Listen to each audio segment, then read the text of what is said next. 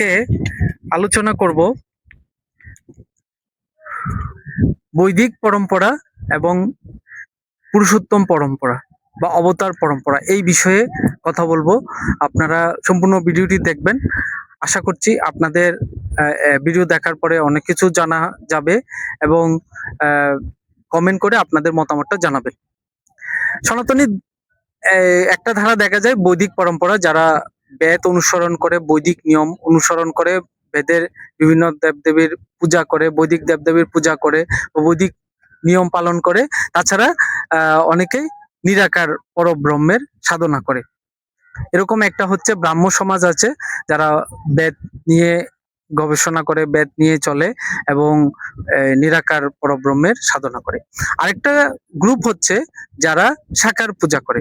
সাকার পূজারীরা হচ্ছে যেমন পুরুষোত্তম যারা আছেন, অবতার যারা আছেন, শ্রীরাম, শ্রীকৃষ্ণ, শ্রী চৈতন্য, শ্রীরামকৃষ্ণ, হ্যাঁ, বুদ্ধ, এদের পূজা করে, আসনে এদেরকে বসায়। আবার বিভিন্ন মহাপুরুষ আছেন, যেমন লোকনাথ ব্রহ্মচারী, এ ধরনের অনেক সাধক পুরুষ আছেন, হ্যাঁ, তাদেরও আসনে বসায় পূজা করে। এছাড়াও কিছু দেবদেবীর পূজা করে, কার্তিক, গণেশ, কালী, হ্যাঁ, দুর্গা, সরস্বতী, লক্ষ্মী, এসবেরও পূজা করে। তাহলে এরা হচ্ছে সাকার পূজারী। আর কেউ কেউ কেউ নিরাকার পরব্রহ্মের পূজা করে। বৈদিকরা আছে নিরাকার পরব্রহ্মের পূজা করে। এরা এক ধরনের মত অনুসরণ করে। তো সনাতনে একটা কথা আছে, যত মত তত পথ। এটা নিয়ে বিভ্রান্ত হওয়ার কোনো দরকার নেই। যে যে মতে ভালো লাগে সে সেই মত পথ অনুসরণ করবে। সনাতনে বিভিন্ন মত পথ আছে, শাক্ত আছে, সৎসঙ্গ আছে, বৈষ্ণব আছে, হ্যাঁ, তারপর স্নার্ত আছে, আরো অনেকে আছে, বৈদিকরা আছে, বা নিরাকারবাদী আছে, সাকারবাদী আছে, এ ধরনের বহু মত পথ আছে। তো সেটা থাকবে। আমার কথা হচ্ছে একমত আরেক মতের যেন সমালোচনা না করে, একমত আরেক মতের জন্য পক্ষে বিপক্ষে ঘৃণা না ছড়াই, একজন আরেকজনের অবজ্ঞা না করে, তুচ্ছ তাচ্ছিল্য না করে, সোশ্যাল মিডিয়ায় বিভিন্ন ভাবে ভুল তথ্য দিয়ে একজন আরেকজনকে যেন হেয় না করে। ঠিক আছে, এটা হচ্ছে কথা। যে যে সাকার পূজা করছে সেও ঈশ্বর সাধনার পথে চেষ্টা করছে বা ঈশ্বর লাভের চেষ্টা করছে। আর যে নিরাকার সাধনা করছে সেও ঈশ্বর লাভের চেষ্টা করছে।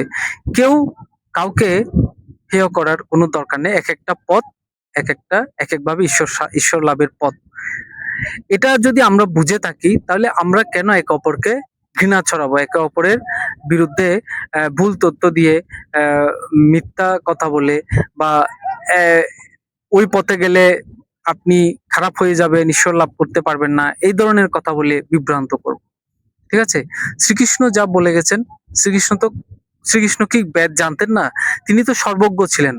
আমরা যতটুক জানি, আমরা যতটুক বিশ্বাস, সনাতনীদের বিশ্বাস, তাহলে তিনি যদি সবকিছু জেনে থাকেন, তিনি ভগবান হয়ে থাকেন, তিনি পুরুষোত্তম থাকেন, তিনি যে পথটা বলে গেছেন সেটা কি খারাপ পথ? তিনি তো ধর্ম প্রতিষ্ঠা করেছেন।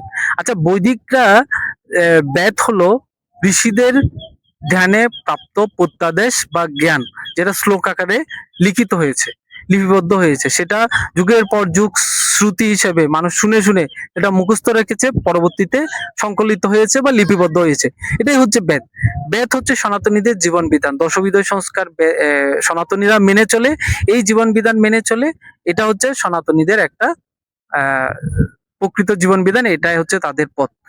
আবার পুরুষোত্তমরা যুগে যুগে এসে যখন আমাদের সমাজে ধর্ম প্রতিষ্ঠা করে গেছেন, হ্যাঁ, নিয়ম প্রতিষ্ঠা করে গেছেন, যখন ধর্ম পণ্ডিতদের মধ্যে একটা দ্বন্দ্ব সৃষ্টি হয়েছে, অসুরদের দ্বারা মানুষ অত্যাচারিত হয়েছে, সেখানে ধর্ম প্রতিষ্ঠা করার জন্য, সত্য প্রতিষ্ঠা করার জন্য অবতাররা এসেছেন।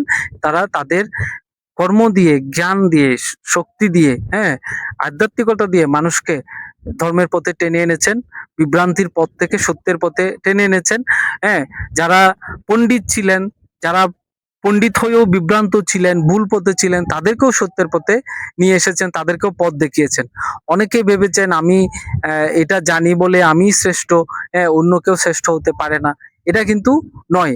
রামকৃষ্ণ পরমহংসদেব এসে এসে এটার একটা সমাধান দিলেন, যত মত তত পদ। তাহলে এই যত মত তত পদ, এটা তো একটা যৌক্তিক সমাধানে আসলো, তাই না? যত মত তত ঈশ্বর সাধনার বিভিন্ন পদ। তাহলে যদি সেটা আমরা বুঝে থাকি, মেনে থাকি, তাহলে আমরা একে অপরকে কেন সমালোচনা করব, কেন একে অপরের বিরুদ্ধে ভুল তথ্য দিয়ে বিভ্রান্ত ছড়াবো, একে অপরের নিন্দা করব? ঠিক আছে, সোশ্যাল মিডিয়ায় এসব হতে দেখা যায় প্রায় সময়। ঠিক আছে, বৈদিকরা বলছে তারাই শ্রেষ্ঠ, হ্যাঁ, তাদের ধর্মপতি শ্রেষ্ঠ, তারা নিরাকার ঈশ্বরের সাধনা করেন, তারাই পরমত্তাকে লাভ করবেন। তাহলে অন্যরা যারা করছে তারা কি পরমত্তার সাধনা করছে না? তারা কি লাভ করবে না? হ্যাঁ, আপনি যে করছেন, আপনি যে লাভ করবেন তার নিশ্চয়তা কি? সেটা কি বিচার করার ক্ষমতা আপনাকে ঈশ্বর দিয়েছেন? তাহলে সেটা যদি আপনি বুঝে থাকেন, তাহলে সেটা যদি আপনি না বুঝে থাকেন, সেটা যদি আপনি না পারেন, তাহলে অন্যদের বিষয়ে আপনি কেন সমালোচনা করবেন? সে কেন ভুল তথ্য ছড়াবেন? ঠিক আছে, বৈদিক ঋষিরা যেমন জীবন বিধান দিয়েছেন, শ্রীকৃষ্ণ এসেও যেমন একটা বিধান সমাজে একটা ধর্ম প্রতিষ্ঠার জন্য কাজ করে গেছেন। হ্যাঁ, চৈতন্য মহাপ্রভু এসে ভক্তি আন্দোলন দিয়ে মানুষকে ধর্মের পথে টেনে এনেছেন। রামকৃষ্ণ পরমহংসদেব এসে মানুষকে, হ্যাঁ, এই যত মত তত পথ এই তত্ত্ব দিয়ে, হ্যাঁ, এবং মানুষকে বিভ্রান্তির পথ থেকে মানুষকে সহমতের অবস্থান করার জন্য এটা পথ দেখিয়েছেন। তাহলে এগুলো কি ভুল পথ? এগুলো কি বিভ্রান্তির পথ? তাহলে এগুলো তো একটা পথ। হ্যাঁ, তারাও তো সমাজে ধর্ম প্রতিষ্ঠার জন্য কাজ করে গেছেন, তারা একটা বিধান প্রতিষ্ঠা করে গেছেন, জীবন বিধান প্রতিষ্ঠা করে গেছেন।